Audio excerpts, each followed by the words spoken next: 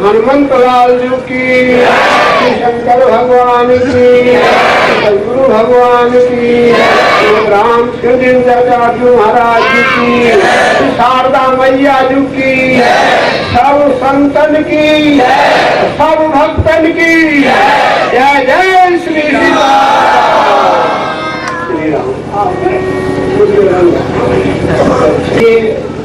समस्त संतजन, विद्वजन और सभी सज्जन माताएं बहनें सबको नमन करते हुए 2 मिनट कुछ शब्द उच्चारण करना चाहता हूँ।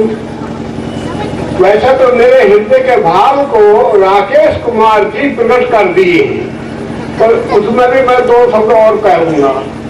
ये शरीर प्रभु जी ने हमको जो दिया है, ये किस हेतु दिया है, इसको सबको सोचे समझे। यही नहीं कि हम अभाव प्राप्त कर लिए इसीलिए मिला है, ये इसका मिश्र पाने का फल उद्देश्य नहीं है। ये तो गौण है, ये तो पूर्व कृत कर्मों के साथ प्रारंभ बन चुका है। जहाँ भी जाओगे, जहाँ भी रहोगे, अपने आप आएगा दुख भी सुख भी।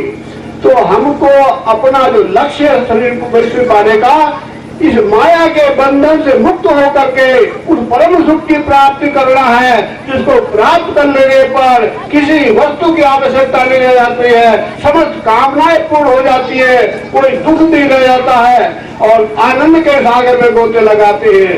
वो कैसे होगा, कब होगा? जब तक हमारी आस्था राग ये भौतिक पदार्थों में लगी है, जिसको हम अभी चाहते हैं, तब तक वो परम सुख की प्राप्ति नहीं होगी। भगवान के बीच में यही हमारे देरी है। जब तक भगवान को प्राप्त नहीं कर लेंगे, किसी प्रकार से हम सुखी नहीं हो सकते। चाहे लाखों करोड़ों अरबों की संपत्ति मिल जाए, राजा बन जाए, प्रधानमंत्री बन जाए, अथवा त्रिलोकी का राज्य भी सुखी नहीं कर सकता। एक किसी संत ने कहा है, न सुगंध देव राजस्य न सुगंध चक्रवर्ती ना यद सुगंधित रागस्य मुनि रे कांत वासना। वे कह रहे हैं, कोई कहे कि हम राजा बन जाए, सुख जाए, राजा को भी सुख नहीं है, देवता को भी सुख नहीं है, देवता के राजा इंद्र उसको भी सुख नहीं है, और जो सुख है उसके पीछे उतना दुख भी लगा हुआ है। जिस सुख के पीछे दुख ना हो वो तो आनंद है। वो आनंद हमारे प्रभु श्री राम जी में है और किसी वस्तु में नहीं है। और हमको अगर किसी भाई की ऐसी भी इच्छा हो कि हमको लौकिक सुख चाहिए, तो सबकी लौकिक सुख के लिए और लोक सुख के लिए एक दवा बतलाते हैं, सब कोई जानते भी होंगे। वैसे उसकी दवा बहुत है, वेद पुराण शास्त्र योग, कर्म योग और ध्यान योग, लय योग, अमुक अमुक योग, बहुत रास्ते बतला गए संत भक्त महापुरुष विद्वान जन बतलाते हैं।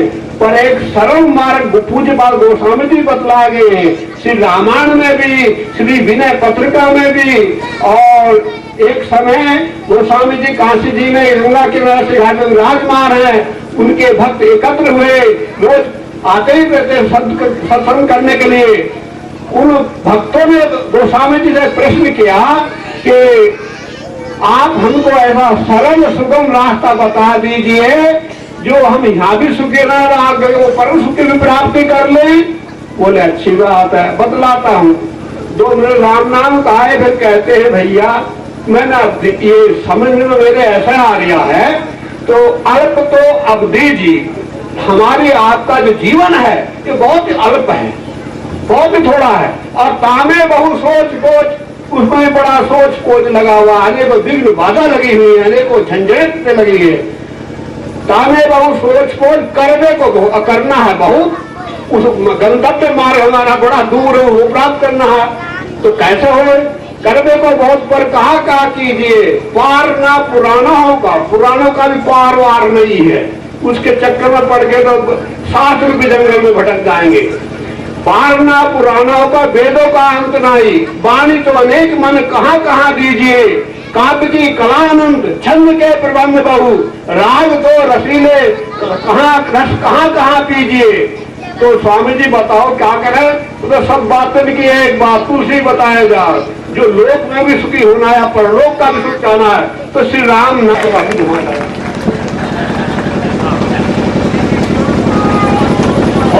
अच्छी बात। तो हाँ भाई 2-4 को बतला सकता हूँ, ज्यादा तो रूप जी बतलाएंगे जो कथा प्रवक्ता शास्त्रों का अध्ययन करते हैं। बहुत से शास्त्रों का अध्ययन करते किस लिए? अपने लिए ना औरों के लिए। जैसा एक उदाहरण ले लीजिए, जो पहले क्षत्रिय युद्ध में जाते थे रथ में या किसी अपने वाहन पर, बहुत से शस्त्र रख कर जाते लेकर के विजय के लिए। अच्छा, उनको तो वो शस्त्र किसके लिए? दूसरों को मारने के लिए, और अपने लिए तो एक छुरी काफी है, अपनी मृत्यु करना होगा। तो जिसको अपना कल्याण चाहना है और परलोक में परम की प्राप्ति करना है, बड़ा सुलभ सुगम मार्ग भगवान का 2 अक्षर का नाम ही। शंकर भगवान से भी कोई पूछे हैं कि ये बतलाओ, आप भोलेनाथ देवों में महादेव हो, आप ऐसा साधन बतलाओ कि सबसे सरल सुगम मंत्र हो। तो बोले अच्छी बात है। तो शंकर भगवान कहते हैं सप्तकोटि मंत्राश्च चित्त विभ्रमकार का एक एव परो मंत्रो इत्यक्षर द्वयम्। ये 2 अक्षर का मंत्र मेरी समझ में यही सबसे अच्छा लग रहा है। और तुम पुण्य राम राम सदा जपते भी हैं, माता पार्वती भी जपती है, गणेश जी राम नाम को लिख करके परिक्रमा करके फिर सब पूज्य हो गए सब देवताओं से। और वाल्मीकि ऋषि जो महर्षि है, जिन्होंने भगवान राम का चरित्र पहले लिख दिया था, वो राम राम जप करके, राम राम भी नहीं जपा गया, पहले पाप बहुत था, जो कथा सब आप जानते हैं, मैं संकेत भर कर रहा हूँ। तो मरा जपे, फिर राम राम जपे। पूज्य बाल गोस्वामी जी लिखते हैं, उल्टा नाम जपत जग जाना, वाल्मीकि भय ब्रह्म समाना। और जितने शुभ साधन है, यज्ञातिक कर्म है, सब अच्छे हैं, पर उसमें विधि निषेध लागू है। इस प्रकार कीजिए, इस प्रकार नहीं कीजिए, ऐसा करना चाहिए, ऐसा नहीं करना चाहिए। और त्रुटि हो गई तो उल्टा भी हो जाता। तुष्टा के पुत्र विश्वरूप को इंद्र ने मार दिया, इंद्र पर क्रोधित हो गए, बोले कि इसको मारने के लिए मैं ऐसा पुत्र उत्पन्न करूंगा यज्ञ से, तो इंद्र को मार डाले। तो यज्ञ हुआ, यज्ञ में थोड़ी सी त्रुटि हुई है। अच्छे विद्वान पंडित रहे, जो शब्द उदात उच्चारण करना चाहिए उसको ह्रस्व कर दिए, और जो ह्रस्व करना चाहिए उसको अनुदात कर दिए। तो उल्टा परिणाम हो गया कि इंद्र के द्वारा मारा जाए। तो ऐसे ही हम में भी इतनी योग्यता नहीं, इतनी धारणा नहीं है, इतनी शक्ति नहीं है जो और साधन को कर सके।